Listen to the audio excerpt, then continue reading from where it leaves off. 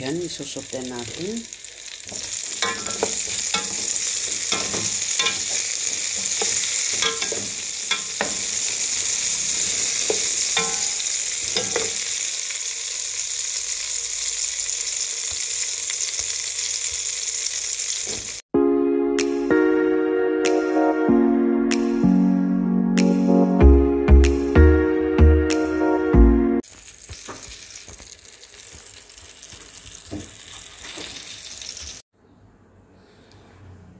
Hello, good morning and good afternoon.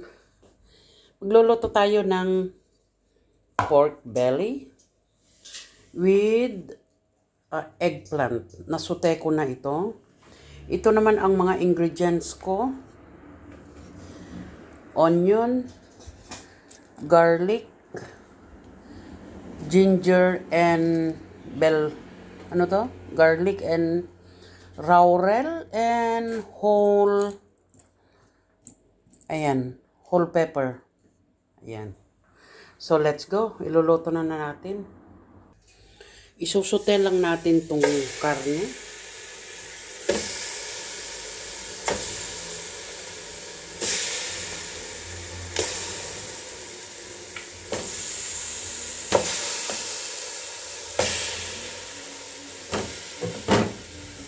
Ayan.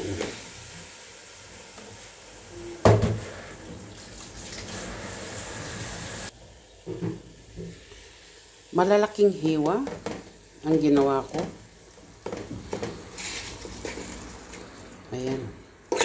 Kasi pang ano to eh. Ayan. Isusute lang natin.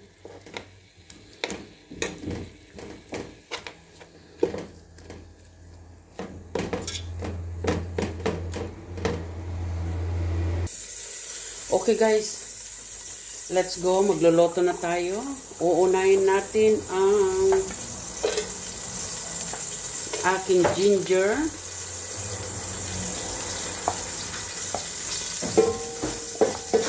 Ayan.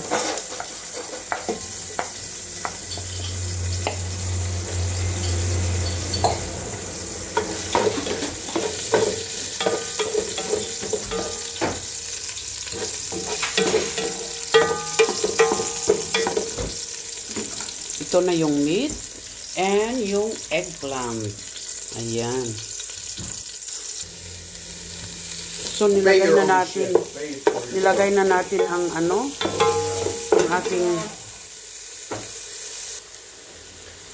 nilalagay na natin ang karne.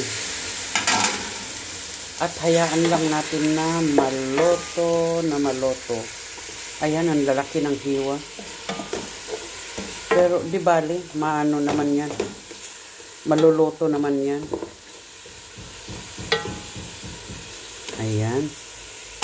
So, hayaan lang natin na maluto at maluto. Ayan guys, ayan. Medyo malambot na yung karne.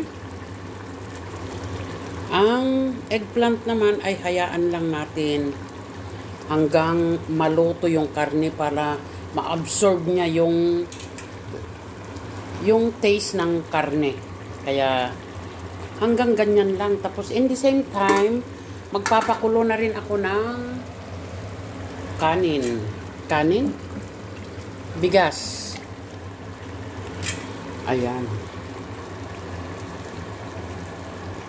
Tikman ko nga kung anong lasa. Sarap. Ayan. Ang sarap na adobo. Adobong baboy na may talong. Napakasarap guys. Subukan niyo. Ang naman, itong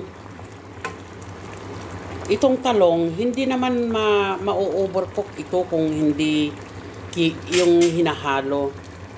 At saka, prinito ko naman ang mga yan. Kaya, ayos lang na medyo, hindi naman sa over, oh. Buo pa naman. Ayan. Ayan na guys, ayan na, luto na ang aking adobo. Ayan, adobo na may talong.